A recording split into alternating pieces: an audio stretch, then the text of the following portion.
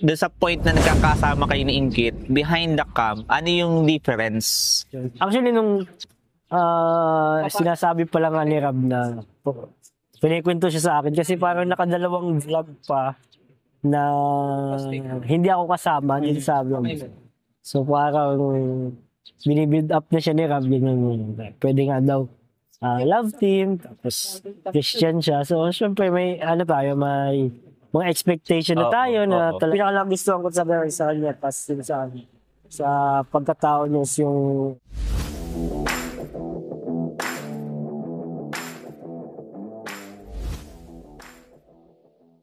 Ayun, so guys, andito kami ngayon sa Bagasmas ni Kuya David at magandang pagkakataon na rin to. Morning kami, oo, naglakad-lakad tapos kumain ng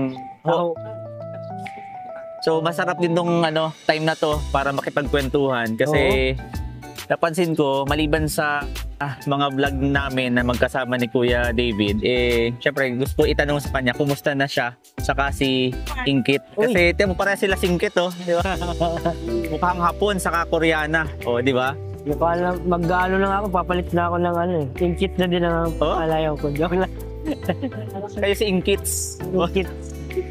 Well, syempre parang iba yung vibe kasi ni Ingkit Iba yung vibe niya, masayahin, napaka-puwela niya. Tapos pinakagustuhan ko sa kanya, tapos sa pagkatao niya yung positive siya sa buhay. Saka napaka-vocal niya, expressive. Kaya kumbaga mas malalaman mo agad kapag may problema siya, malalaman mo rin kapag sobrang saya niya, di ba? Expressive So, well, meron ako mga tanong. Sige. Nung si Ingkit, kinakabahan ako sa tanong mo, papatok.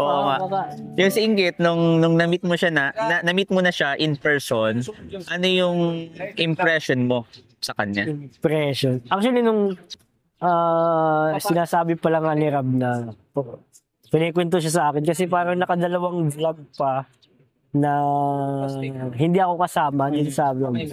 So parang binibuild up na siya ni Rab, yun, pwede nga daw love team, tapos Christian siya. So syempre may tayo, may mga expectation na tayo na talagang mukhang magja-jive yung aming tandem in terms of sa spiritual or religious aspect na halimbawa sa topic ganun. So, which is yun naman totoo naman nung nag-meet kami, marami siyang may spark na ba mga ganun?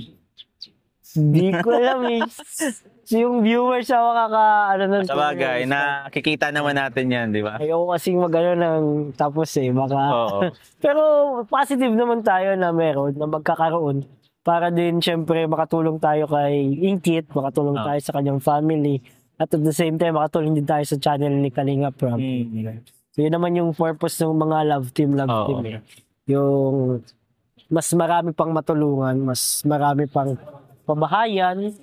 Tulad nga nung Jomcar, diba? Sobrang successful nung kanilang love team, yung Rochelle, na ngayon ay nasa Davao ata. Ingat kayo dyan, Roel. Nakita ko rin. Si Edsy, na talagang, yung Edsy, nakakatuwa ito kasi sobrang, ang ganda ng takbo ng kanilang love team. So, ako, going there. Sana, hopefully, yun talaga mapabahayan natin sila Ingkit, makatulong tayo sa pamamagitan ng channel ni Kalingap. Saka ang tawag dito, yun nga, dahil nga yung personality niya napaka-positive. Ngayon, paano mo inile-level yung mo? Kasi siya, may kuwela talaga siya masyado di ba? Sobrang nakakatuwa siya pag napapanood po natin. Nakakadala yung kanyang personality. Kasi sobrang positive, lagi nakangiti, di ba? Tapos very humbling din yung kanyang buhay. Doon sa point na nagkakasama kayo ni Ingkit, behind the cam, ano yung difference? Siguro dahil nga same kaming Christian and may mga common people kami na kilala. So, yun, nakakapagkwentuhan kami about doon sa mga taong pares namin kilala. May common ground talaga kayo. Common ground kami as tawag dito, church people. Yung family niya sa'yo? Yung family niya, actually, yung papa niya, naaalala ko yung papa niya nung siguro, di ko alam kung saan pero siguro sa campaign nun, nung time na tumakbo si Daddy sa si Kuya Val, parang tumulong sila. Yung church kasi nila, isa sa pinaka close ni Daddy na church. So close pala yung family nyo? Oo, yun ko lang din na parang Diba guys? Hindi kaya talagang kayo na magsabi, pero well, behind the cam yun, di ba? Alam natin na may ganun palang story. Ngayon, ano yung pinaka nagustuhan mo kay Inggit maliban sa pagiging positive niya? Siguro yung ano pa ba? Sweet siya, maasikaso. Ayun, sweet, tas maasikaso kasi pag pumunta kami dun sa kanila, lagi silang may pa-snack.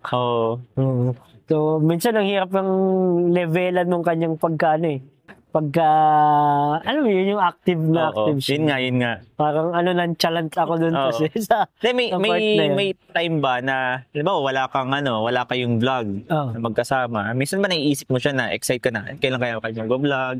Kailan ko siya makikita? Oo, always naman. Palaging excited tayo lagi mag-vlog. Nagkaroon lang, alam mo yun, parang marami kaming binavlog, pero meron kayong mga favorite puntahan. Kasama ba siya sa favorite na puntahan? Yun, parang nakasama siya dun sa ganung favorites. Nandun ka na ba sa level na kinikilig ka pag nakita mo siya, marinig mo siya? Going there or? Going there siguro, para mas mapaayos pa natin yung mas mapa-improve natin yung love ko. Ako naman, parang syempre yun kasi yung mga hindi naman common na yung mga questions ko na, syempre, personal yun, naisip mo.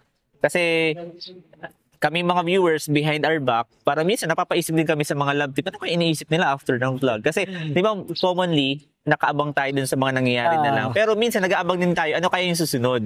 Syempre, related naman yung iniisip mo ba siya? Di ba? Kasi, nakakahawa rin yung yung mga personality. Kaya nga kami mga viewers nag-aabang kami kasi nga lalong na-open yung yung pagkatao nung yung pina-follow namin. Siyempre kayo namang dalawa, may mga similarities, tapos at the same time meron din namang nakakaabang ano kayang sunod na gagawin.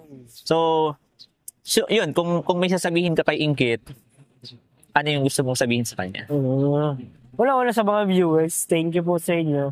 Sa lahat po na nagsusupport at gusto pa mag-support, may GC po tayo ng Love Kit. Ano yan? Global Supporters. Wow. Pwede po kayo mag-join doon. May group din yun sa Facebook. Pwede kayo mag-comment ng mga suggested vlog natin or yung gagawin sa vlog.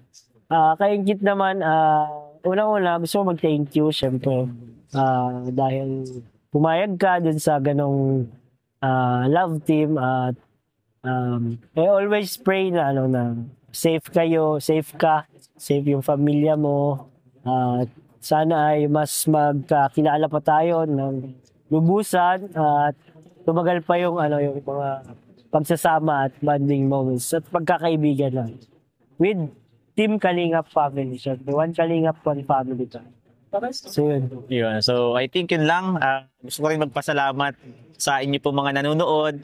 At salamat kasi kahit paano, kahit bihira ako makapag-upload, I think marami pa naman kahit paano na nakaabang. Ilan man kayo, pero ako'y sobrang nagpapasalamat. So, pasalamat din kay Kuya David. At least yung mga tanong natin, nalaman natin yung kasagutan galing sa kanya. Sana sa mga susunod na na vlog natin, makausap naman natin si Inggit. Malay mo, meron naman siyang ibang view and perspective sa kanilang love team. O, di ba? So, abangan lagi natin yung team nila, yung Team Kalingap, yung love team ng bawat mga members ng Team Kalingap, especially si Kuya David. So, sa mga susunod pa mga story, I think nandito naman tayo para laging i-support sila. So, maraming salamat po sa inyo. It's me, Papa.